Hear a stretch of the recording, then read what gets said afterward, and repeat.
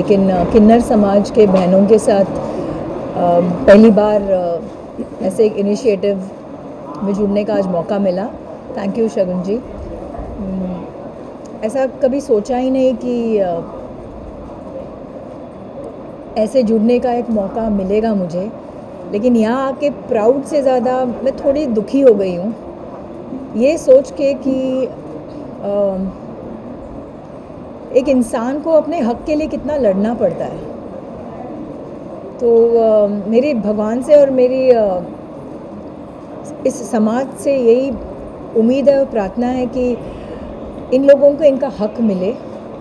जैसे बाकी दो जेंडर्स हैं वैसे ही हमारे ये थर्ड जेंडर के बहनों को जैसे वो रहना चाहते हैं वैसे उन्हें रहने का मौका दिया जाए। उन्हें इंडिपेंडेंट रहने का, इमोशनली, फाइनेंशियली, हर तरीके से रहने का हक है। अगर हम उनको काम नहीं देना चाहते तो वो लोग कैसे अपने आप को फेंड करेंगे, किस तरीके से रहेंगे, किस तरीके से कमाएंगे। ज़रा सोचने का, we have to think about this. बहुत ज़रूरी है ये सोच। और अगर इंसान, आई डोंट नो, मैं I am loss of words today because Shagun ji की यही एफर्ट्स हैं कि इन लोगों को कैसे इंडिपेंडेंट बनाया जाए। So I think along with micro needling, along with permanent makeup, इच्छा है उनकी खूबसूरत होने की, वो कोशिश कर रही है कि ये लोग सीखे भी। और इन लोगों को मेकअप की ज़रूरत होती है अपने आप को एक तरीके से दिखाने के लिए। तो शायद इसके द्वारा वो अपने आप को फाइनेंशियली इंडिपेंडेंट बने, ये लोगों पे भी मेकअप करें, पैसे कमाएं, खुद पे भी करें। लेकिन इससे ज़्यादा आफ्टर ऑल दिस मैं यही कहना चाहूँगी कि ये समाज के जो हमारी बहनें हैं वो खुश रहे। कोई ऐसे एक मिरेकल हो जो हो जाए ताकि इनको अपने हक के लिए इतना लड़ना नहीं पड़े। बस इतना ही कहना चाहूँगी। शगुन गुप्ता फाउंडेशन ने जो इनिशिएटिव लिया है वो कितना ज़रूरी मानती है आप? आज यहाँ आने से पहले मैंने ये सोचा ही नहीं था कि ऐसी कोई इनिशिएटिव हो सकती है। सच में मैं बहुत से इनिशिएटिव्स के साथ जुड़ी हुई, जैसे मैंने अभी बताया, women empowerment, PETA for animals, Nirbhaya for the safety of women, Mumbai police, हर एक, मतलब बच्चों के लिए, बूढ़ों के लिए, महिलाओं के लिए, जानवरों के लिए। लेकिन ऐसे कोई इनिशिएटिव हो सकती है मैंने सोचा ही नहीं। और ऐसी कम्युनिटी हमारे सामने है, हम इन लोगों को देखते हैं और मैंने सोचा नहीं। इस बात पे मुझे गम है कि मैंने क्यों नहीं सोचा। और आज थैंक्स टू शगुन जी मैं ऐसे इनिशिएटिव के साथ जुड़ी हुई हूँ। और मैंने चांदनी जी से वादा किया है कि जितना हो सके मैं कोशिश करूँगी इन लोगों के हक के लिए लड़ने के लिए, जितना हो सके। मुझे पता नहीं मैं क्या करूँगी, but I will definitely try to the best of my ability how to help them so that they get equal rights just like the other two genders. Thank you so much. Shagun ma'am, आपसे जानना चाहूँगा कि जिस तरह से Isha ma'am ने कहा कि बहुत सारे इनिशिएटिव लेती है ये, लेकिन ये इनिशिएटिव में वो आपके साथ जुड़ना चाहेंगी। तो जब ईशा जी का नाम किसी इनिशिएटिव से जुड़ेगा तो आपको लगता है कि जो किन्नर समाज है उनका हौसला भी बढ़ेगा इस चीज़ से? और अगर थोड़ा सा आपके इनिशिएटिव के बारे में बताया हमारे। ये डेफिनेटली बहुत, आपने कहा है कि ईशा जी अगर हमारे साथ जुड़ी है शगुन गुप्ता फाउंडेशन के साथ, वो किन्नर समाज के लिए कितना प्रभावित होगा उनके लिए और कितना उत्साहदायक होगा। तो आज जैसे कि वो आई हैं और मैं देख रही हूँ कि किन्नर समाज जो है उनकी जो हंसी है, उनके अंदर जो गुलाब खिल रहे हैं देख के कि हमारे साथ ईशा जी बैठी हैं, तो आई थिंक बहुत कह सकते हैं कि इसका काफ़ी इम्पैक्ट गिरेगा, गहरा इम्पैक्ट गिरेगा और इन्हें उत्साह और मिलेगा। उत्साह मिलने से इंसान आगे बढ़ता है, करे जाता है, फाइटर बनता है। तो मैं बहुत आभारी हूँ ईशा जी की भी। वो आज उनको ये बहुत एक टची फीलिंग आ गई है यहाँ आने से और रही किन्नर समाज की बात, शगुन गुप्ता फाउंडेशन जो है वो बहुत ऐसे जगह पे जाकर पहुंचती है जहाँ पे कोई नहीं पहुंच सकता है। तो हम ऐसे जगह पे जाकर हमारी फाउंडेशन काम करती है जहाँ पे बहुत दुख है। आज जैसे कि बताया गया है कि हमारी इन बहनों को राइट्स नहीं मिल रहा है, इक्वल राइट्स नहीं मिल रहा है। क्यों नहीं मिल रहा है इक्वल राइट्स? वो भी ऐसे ही इंसान है जैसे हम हैं, हमें भी सेम दर्द होता है, उन्हें भी सेम दर्द होता है। वही खून उनकी रगों में बह रहा है, वही खून हमारी रगों में बह रहा है। फिर क्या कारण है जो उनको इस तरीके से समाज में असम्मान दिया जा रहा है, उनके साथ बुरा व्यवहार किया जा रहा है, उन्हें नौकरियों पे नहीं रखा जा रहा है। हॉस्पिटल्स में जाते हैं तो वहाँ से उन्हें क्या कहते हैं, उन्हें इलाज के लिए एक्सेप्ट नहीं किया जाता है, निकाल दिया जाता है और कई तरह के कठिनाइयों से उन्हें गुजरना पड़ रहा है। बहुत ही तकलीफ़ वाली बात है और हम सबको एज आम जनता को ये सोचना चाहिए और इनके लिए खड़े होना चाहिए और हमारी इन बहनों को समाज में इक्वल होने का एहसास दिलाना चाहिए। 2014 में ट्रांसजेंडर के ऊपर एक एक्ट पास हुआ था जो आज भी अधूरा पड़ा है और मैं चाहती हूँ कि हम सब मिलके ये इस एक्ट के ऊपर बात करें और हमारी गवर्नमेंट से दरखास्त करें कि इनका एक्ट पास किया जाए और इन्हें सम्मान दिया जाए और जिस तरह से हम अपनी ज़िंदगी जी रहे हैं उसी तरह से वो अपनी ज़िंदगी को आगे हमारे साथ मिलकर खुशियों से जिए, ताकि हम सब एक रहें और एक्सेप्टेंस हर एजुकेशन में मिले, जो कि एजुकेशन ना मिलने की वजह से आज ये लोगों को भीख मांगनी पड़ती है या बुरे काम करने पड़ते हैं और छोटे छोटे पैसों में। आप सोचिए और समझिए कि आपकी बेटी के साथ ऐसा होए तो कैसा लगे, आपकी खुद की बेटी के साथ ऐसा हो। ये शायद अगर आम जनता जाने कि खुद की बेटी, तो रोंगटे खड़े हो जाते हैं, गूज बम्स आ जाते हैं। इनके साथ 10 लोग बलात्कार करते हैं। हमारी बेटी निर्भया के साथ एक चीज़ हुई तो पूरी जनता, पूरा देश खड़ा हो गया, बट इनके साथ तो रोज होता है। कौन खड़ा होता है इनके साथ? So this is how Shagun Gupta foundation want to do such kind of things where people are not getting the equal rights and not getting the education, not getting the food opportunity, anything whatever it is.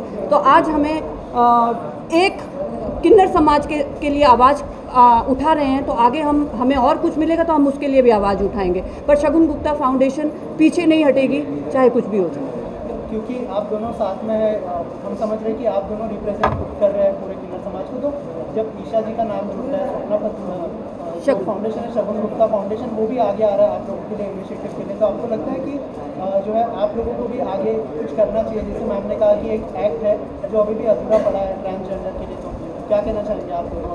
देखिए, सरकार से हमारी बात चालू है। अभी जल्दी ही में हमने आवाज़ उठाया था कि हॉस्पिटल में, सरकारी अस्पताल में मेल फीमेल वार्ड होता है, ट्रांसजेंडर वार्ड होना चाहिए। माननीय आरोग्य मंत्री जी ने फीमेल वार्ड की तरह ऐसे ही ट्रांसजेंडर वार्ड भी घोषित कर दिया है, जीआर निकाला है। सेम अभी हाउस में डिप्टी सीएम अजित पवार जी ने आवाज़ निकाला, जो हमारे लिए बेसिक चीज़ होती है, हमारी राशन कार्ड, आईडी, पेंशन, उसके लिए भी उन्होंने बात उठाया है। मैं आज शगुन फाउंडेशन के बारे में एक ही बात बोलूँगी, वो समाज के लिए एक बहुत ही बड़ा बात होगी। हमने महाभारत देखा होगा, महाभारत में जब द्रौपदी का चीरहरण हो रहा था, तब श्री कृष्ण जी खुद उपस्थित होकर वहाँ पे द्रौपदी को साड़ी भेंट देकर उनकी इज्जत को बचाया था। आज उसी तरीके से आज शगुन फाउंडेशन हमारे पूरे किन्नर समाज को साड़ी भेंट देकर हमारी इज्जत की लड़ाई के लिए आज सामने आई है। उनके साथ साथ उनके इच्छा को बिगड़ भी मैं इनसे निवेदन करूँगी कि यह प्रेम, यह भेंट हर समय, हर साल रखिएगा और हमारे समाज के लिए आपके एक प्रयास से हमारी पूरी बहनों के जो चेहरे पे हंसी है, गुलाब है, वो पूरे साल रहेगा। जय हिंद, जय हिंद। आपसे जानना चाहेंगे, एक आखिरी सवाल है कि सिस्टम में लड़ाई लड़ने के लिए हमें सिस्टम में उतरना पड़ता है, तो क्या इस तरह की कोई तैयारी और क्या ट्रांसजेंडर को वहाँ पर उतरना चाहिए? पॉलिटिक्स की बात कर रहा हूँ। नहीं, पॉलिटिकल्स नहीं है। मेरा नाम चांदनी शेख है, त्रिवेणी समाज विकास केंद्र प्रोजेक्ट डायरेक्टर हूँ मैं। 2004 से मैंने काफ़ी सरकार से लड़ रहा हूँ किन्नर बहनों के लिए, होम सेंटर के लिए, घर के लिए। ऐसा देखा जाएंगे तो आंध्र प्रदेश, साउथ में 5 स्टेट है, 5 स्टेट में हर एक किन्नर के लिए घर है, रेशन है, पेंशन है, सब है। महाराष्ट्र सरकार आज तक हमारे लिए 70 पर 5 साल हो गया आज देश आज़ाद होके महाराष्ट्र के अंदर आज तक किन्नर बहनों के लिए कोई एक्शन नहीं लिया। मैंने 2004 से लड़ रही हूँ, मैंने होम सेंटर किन्नर बहनों के लिए। हमें इतना दिक्कत होता है, हम लोग भाड़े के घर में रहता है, हमारा कभी डेथ हो जाता है तो घर वाले लाने नहीं देते इधर, घर वाले हम वहाँ से हॉस्पिटल से वहीं अंतिम संस्कार करने के लिए लेके जाते हैं। काफ़ी दिक्कत है हमारे को। अच्छा, ये जो परेशानी है उसे दूर करने के लिए आपको लगता है कि ट्रांसजेंडर्स को भी जो है वो पॉलिटिक्स में पूरी तरह से उतरना चाहिए? पॉलिटिक्स से उतरने से जब सरकार हमारा जो फंड है तो वो जो फंड है हमारे किन्नर बहनों के लिए पहुंचेंगे तो वो बहुत हो गया। बेसिक्स तो मिले पहले, पॉलिटिक्स बाद में ना। पॉलिटिक्स बाद में है। हाँ, पहले बेसिक्स तो पहले मिले, सिस्टम ने हमें दिया, पॉलिटिक्स में बाद में आ गया। पहले हक तो मिले, पहला हमारा जो किन्नर बहनों का हक है वो तो मिले, बाद में पॉलिटिक्स। हाँ, नहीं देखिए, मैं यहाँ पे एक बात करना चाहूँगी कि सबसे बड़ी बात किन्नर समाज में सबसे बड़ा दुख ये होता है कि जब आप एक एज एन किन्नर जन्म लेते हो किसी परिवार में, तो माँ बाप आपको घर से निकाल देते हैं या एक्सेप्टेंस नहीं रहती है। ये एक सबसे बड़ा मुद्दा यहाँ पे है कि माँ, जिसके लिए एक माँ एक शब्द खाली माँ नहीं है, माँ का मतलब है आपका वजूद। जब आपके घर आपका परिवार आपको ठुकरा देता है और आप माँ एक जननी है, माँ एक मतलब माँ एक ताकत है, एक शक्ति है। जब आपके घर में इस तरह का कोई बच्चा पैदा होता है, मैं चाहूँगी कि परिवार में अगर ऐसा बच्चा है और ऐसी कोई प्रॉब्लम है या कोई इश्यूज़ है तो परिवार को गठबंधन की तरह उसको बाहर नहीं फेंकना चाहिए। मैं परिवार से ये गुजारिश करती हूँ कि अगर ऐसा कोई बच्चा पैदा हुआ जहाँ पे आपको लगे कि वो किन्नर है तो उसे एक्सेप्टेंस पूरी मिले और किसी भी माँ बाप को शर्मिंदगी महसूस नहीं होनी चाहिए। अगर ये चीज़ हमारे देश में एक्सेप्ट हो जाए तो आई थिंक किन्नर समाज में ये दुविधा और ये दुख नहीं आएगा। बट अगर ऐसा होता भी है तो आगे हमारा देश बैठा है उनको संभालने के लिए। हम देश अपने समाज से, अपने पॉलिटिकल भाइयों से यही कहना चाहेंगे, अब मिनिस्टर से यही कहना चाहेंगे कि इनके लिए इनका एक्ट पहले जो 2014 में उठाया गया था, जिसके बारे में घोषित किया गया था, उसको पूरी तरह से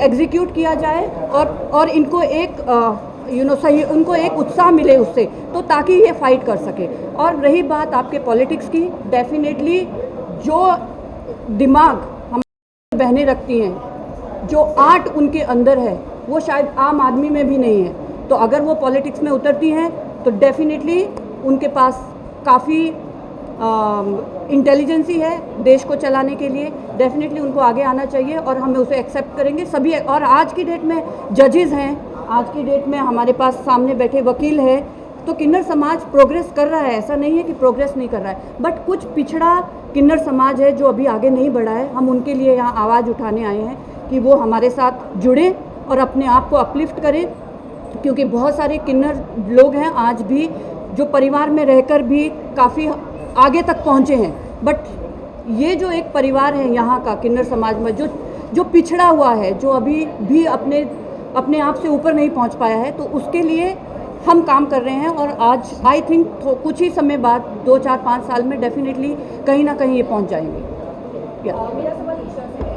ईशा, बॉलीवुड बहुत सारी ऐसी फिल्में बनाती है, बहुत सारी फिल्में बनी हैं, पर ऐसा लगता है कि जो रियल मुद्दे पर अगर बात करने की बात आती है, जो एक रियल इनकी जर्नी है, वो अभी भी बच कर बॉलीवुड दिखाता है, पूरी तरह से उन चीज़ को खुलासा नहीं करता है। उसके बारे में आप क्या कहना चाहेंगे कि आप खुद आज पर्सनली आके एक्सपीरियंस आपने किया है, उसके बारे में क्या कहना चाहेंगे?